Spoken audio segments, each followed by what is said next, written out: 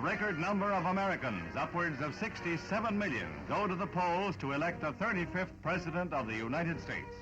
Citizens from Maine to Hawaii record their choices as the attention of the entire globe focuses on the contest for the leadership of the most powerful nation of the free world.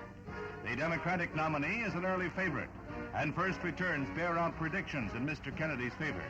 But GOP standard-bearer Richard Nixon is staunchly supported, not least by President Eisenhower, who is up early, arriving at 6:18 a.m. at Cumberland Township, Pennsylvania, near his Gettysburg farm, to cast his ballot.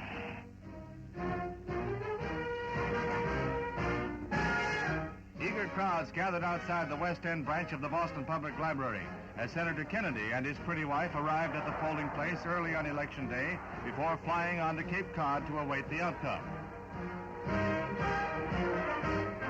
Vice President Nixon and his wife, Pat, vote in the playroom of a private home in Whittier, California, the Los Angeles suburb where Mr. Nixon grew up.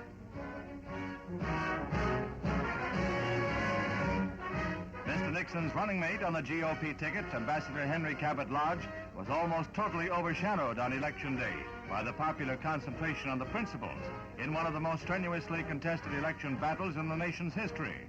Senator Lyndon Johnson, Mr. Kennedy's running mate, shared his counterpart's plight this Election Day, as the vagaries of the popular ballot resulted in one of the closest national elections since 1916.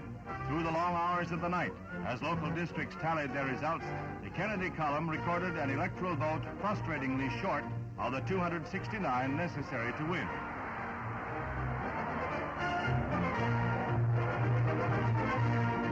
At his Hyannisport, Massachusetts residence, the Democratic candidate and his wife stoically waited out the returns, as did Vice President Nixon on the other side of the country, who even made a quick trip across the border for an Election Day lunch. That night, Mr. Nixon appeared at local GOP headquarters with his wife to the cheers of campaign workers.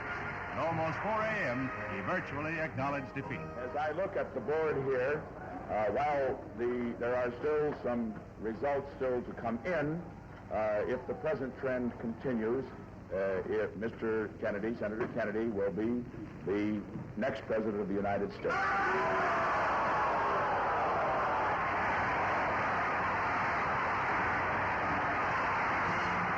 The hours that followed were frustrating and baffling as the key returns hung in the balance.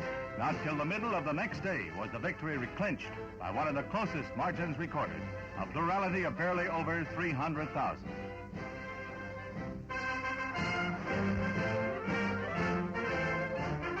The unexpectedly delayed climax saw Senator Kennedy the victor with a clear margin of electoral votes. At 43 years of age, he is the youngest man ever voted into the White House and the first Catholic chief executive in the history of the nation, with victories in the Southern Bible Belt, as well as the industrial centers of the North, to attest the shattering of a long-standing political taboo.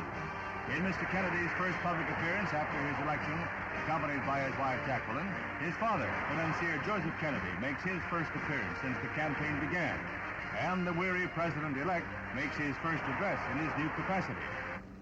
To all Americans, I say that the next 4 years are going to be difficult and challenging years for us all.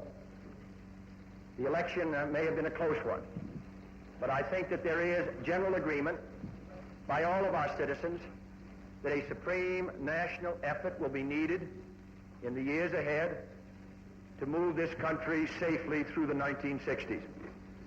I ask your help in this effort, and I can assure you that every degree of mind and spirit that I possess will be devoted to the long-range interest of the United States and to the cause of freedom around the world.